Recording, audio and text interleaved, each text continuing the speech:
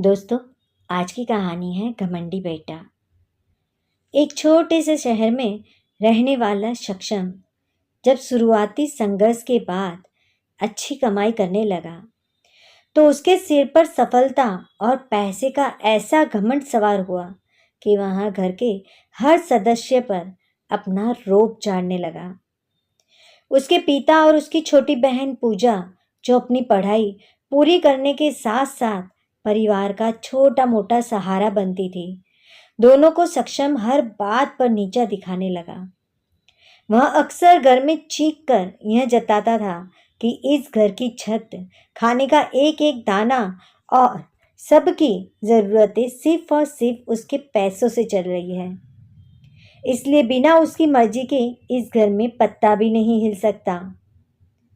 पिता ने हमेशा की तरह उसकी इस बदतमीजी को भी अपनी किस्मत मानकर सह लिया, लेकिन बहन पूजा के दिल पर भाई के इन कड़वे शब्दों और तानों ने गहरे घाव कर दिए थे।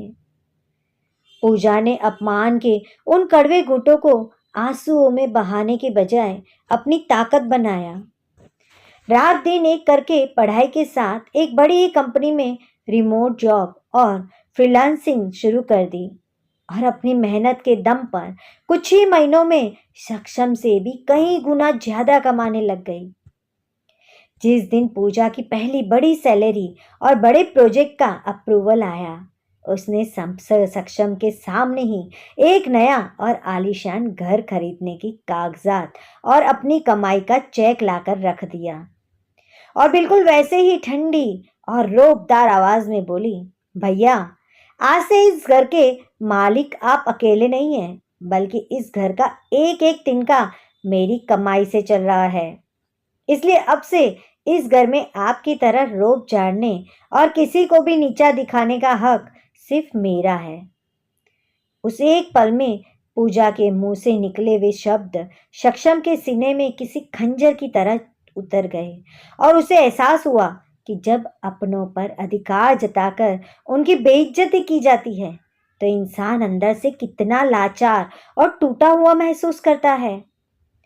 उसका वह अहंकार और घमंड पल भर में कांच की तरह चकनाचूर हो गया। उसकी आंखें फटी की फटी रह गई और पैरों तले जमीन खिसक गई। सक्षम को समझ आ गया कि पैसा आज उसके पास है तो कल किसी और के पास भी हो सकता है, लेकिन अपनों का सम्मान और प्यार अगर एक बार ठुकरा दिया जाए तो दुनिया की दौलत भी उसे कभी वापस नहीं खरीद सकती। वहां फूट फूट कर रोने लगा। उसने अपनी बहन और पिता के चरणों में गिरकर अपने उस घमंडी और बुरे बर्ताव के लिए हाथ जोड़कर माफी मांगी। लेकिन तब तक उसे यह जिंदगी का सबसे बड़ा सबक मिल चुका था कि इंसान चाहे कितना भी अमीर क्यों ना बन जाए, असली बड़प्पन पैसे में नहीं बल्कि रिश्तों की इज्जत करने में होता है।